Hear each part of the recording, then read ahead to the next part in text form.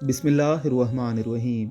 गंदी यानी sexual videos कैसे बनती हैं? एक सर्वे के मुताबिक 2018 से लेकर 2023 तक सिर्फ पाकिस्तान में 2,23,000 लड़कियां फेसबुक से मोहब्बत करके मर्दों की हवस का निशाना बनी और 3 लाख से ज़्यादा लड़कियों ने अपनी न्यू डीपी पिक्स और वीडियोस लड़कों को दी। 3,000 लड़कियां ऐसी हैं जो मोहब्बत के नाम पर मिलने गई और लड़कों ने अल्लाह की कसम, मामा की कसम डिलीट कर दूंगा का ड्रामा करके फौरन वीडियोस बनाई और बाद में उनकी इस वीडियोस के जरिए ब्लैकमेल किया।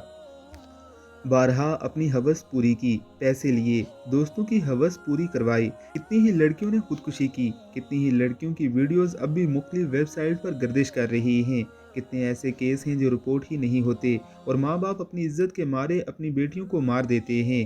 कहते हैं इंसान अपनी गलतियों से सीखता है और दूसरों की गलतियों से भी सीखता है, मगर अफसोस ये है कि इतने केस रिपोर्ट होने के बावजूद भी लड़कियों को होश नहीं आया। वो मुसलसल अपनी इज्जत नीलाम करने पर तुली हुई हैं, सिर्फ एक जुमले के आसरे पर कि मेरे वाला ऐसा नहीं, और जब सब कुछ लुटा बैठती हैं तो समझ आती है कि मेरा वाला भी ऐसा ही घटिया है। सोचने की बात है कि अगर तेरे वाला इतना ही अच्छा होता तो मेरा रब नामहरम रिश्ते हलाल कर देता। जब देवर जेठ सारे कज़न खालू फूफा जैसे रिश्ते जिनको आप जानती हैं को नामहरम करार दिया है, तो आप सोशल मीडिया पर गर्दिश करते मर्दों पर कैसे भरोसा कर सकती हैं?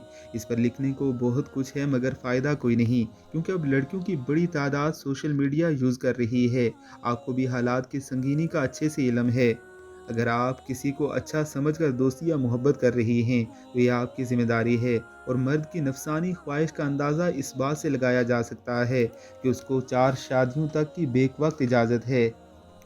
मर्द के मुकाबले में औरत की ज़िम्मेदारी ज़्यादा है कि वो अपने आप को बचा के रखे।